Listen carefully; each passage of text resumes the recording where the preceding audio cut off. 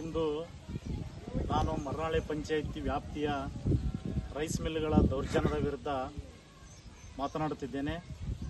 Rice ಮಿಲ್ಗಳ ಮಾಲೀಕರು ಕಾನೂನುಗಳನ್ನು ಗಾಳಿಗೆ ತೂರಿ ವಿಷಕಾರಿ ತ್ಯಾಜ್ಯ ನೀರನ್ನು ನೇರವಾಗಿ ಹಳ್ಳಕ್ಕೆ ಬಿಡುತ್ತಿದ್ದಾರೆ.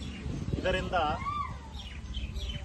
ಈ ಮಾರುತಿ ಕ್ಯಾಂಪಿಗೆ, ಯರಡೋಣ ಪಂಚಾಯತ್ ವ್ಯಾಪ್ತಿಯ ಮಾರುತಿ ಕ್ಯಾಂಪಿಗೆ ಸುಮಾರು ದುಷ್ಪರಿಣಾಮಗಳು ಬೀರುತ್ತಿದ್ದಾವೆ.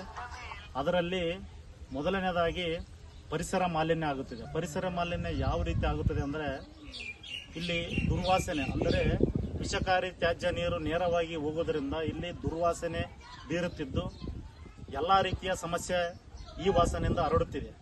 ಅದೇ ರೀತಿಯಾಗಿ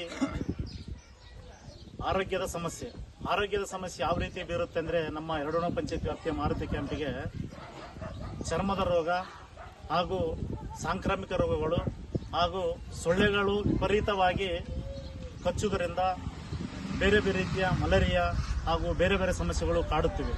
ಅದರ ಜೊತೆಗೆ ಕೃಷಿ ಹಾನಿ ಆಗುತ್ತಿದೆ. ಕೃಷಿ ಹಾನಿ ಯಾವ ರೀತಿ ಆಗುತ್ತದೆ ಅಂದರೆ, ಇಂಥ ತ್ಯಾಜ್ಯ ನೀರು, ವಿಷಕಾರಿ ತ್ಯಾಜ್ಯ ನೀರು ಬಿಡುವುದರಿಂದ ಭೂಮಿಗೆ ರಸಾಯನಯುಕ್ತ ನೀರು ಹೋಗುವುದರಿಂದ ಕೃಷಿ ಭೂಮಿ ಬರಡು ಆಗುತ್ತಿದೆ. ಬರಡು ಆಗುವುದರಿಂದ ಮುಂದಿನ ಪೀಳಿಗೆಗೆ ಈ ಕೃಷಿಯನ್ನು ಆಧರಿಸಿ ಜೀವನ ಮಾಡ್ತಕ್ಕಂಥ ಇಲ್ಲಿನ ರೈತರುಗಳಿಗೆ ತುಂಬಾ ಸಮಸ್ಯೆ ಆಗುತ್ತದೆ. ಕೃಷಿ ಭೂಮಿ ಬರಡಾದರೆ ಮುಂದಿನ ದಿನಮಾನಗಳಲ್ಲಿ ನಮಗೆ ತಿನ್ನಕ್ಕೂ ಅನ್ನ ಗತಿ ಇರುವುದಿಲ್ಲ.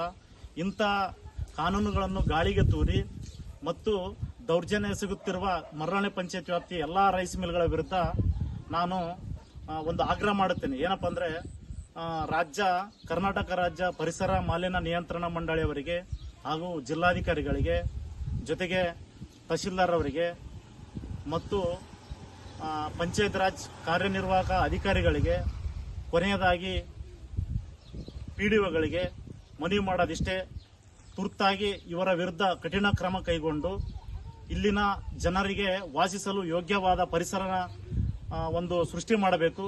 ಜೊತೆಗೆ ಆರೋಗ್ಯ ಸಮಸ್ಯೆಯಿಂದ ಮುಕ್ತಿಗೊಳಿಸಬೇಕು. ಈ ರೀತಿ ಮುಕ್ತಿಗೊಳಿಸಿದಾಗ ಇಲ್ಲಿ ವಾಸ ಮಾಡಲು ಯೋಗ್ಯವಾಗುತ್ತಂತ ನಾನು ಈ ಮೂಲಕ ವಿನಮ್ರವಾಗಿ ವಿನಂತಿ ಮಾಡುತ್ತೇನೆ.